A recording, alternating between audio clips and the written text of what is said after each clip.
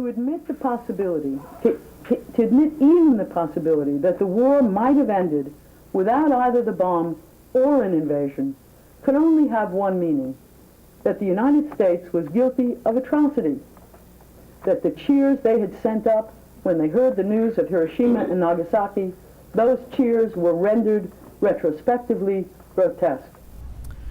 It was on this day in 1945, U.S. armed forces dropped the second and final atomic bomb to be used during wartime. It's largely taught and widely accepted that it helped end World War II, but there are also many who say dropping the bombs on the cities of Hiroshima and Nagasaki was unnecessary. Even among high-ranking American military officers who served in World War II, there is dissent. Now, the debate over whether it was right to use the bombs is unlikely to go away, but the fact that they were used remains. In the Japanese city of Nagasaki, a ceremony this morning marked the 78th anniversary of the atomic bombing. In 1945, at 11:02 in the morning, the bomb called Fat Man detonated, producing a 22-kiloton blast that instantly killed tens of thousands of people. Tens of thousands more would die in the coming weeks and months. It is likely impossible to know how many people, mostly civilians, were killed in the explosions and their immediate aftermaths. Credible estimates have come in as low as 110,000 and as high as 210,000.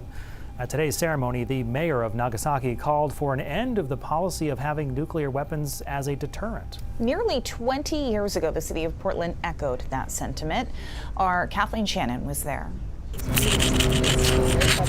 At a glance, they look like children's drawings, but these are not children, and their artwork is anything but whimsical. The chalk outlines represent the victims of Hiroshima and Nagasaki. Paul LeBeau grew up looking at photographs of Nagasaki that hung on the walls of his father's office. I remember those pictures vividly. The shadow of an unknown man on a bicycle burned into a concrete bridge. LeBeau's father was a pathologist who traveled to Japan to study the after effects of the bombings. A lot of people died a slow, writhing death over weeks and months as their bone marrow was wiped out. They'd start to bleed into their skin. What he saw convinced his son that nuclear weapons are not the answer. So we're here to give the message that we really have to get nuclear weapons of all sorts off the planet. The Portland City Council supports that message, and a city proclamation now makes it official.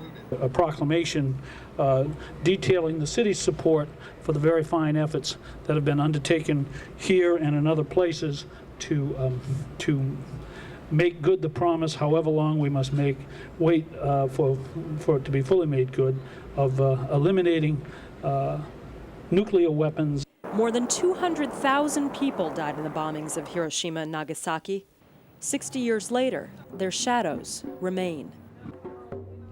Kathleen Shannon reporting in 2005. Today, Japan's constitution forbids the development, use, and proliferation of nuclear weapons.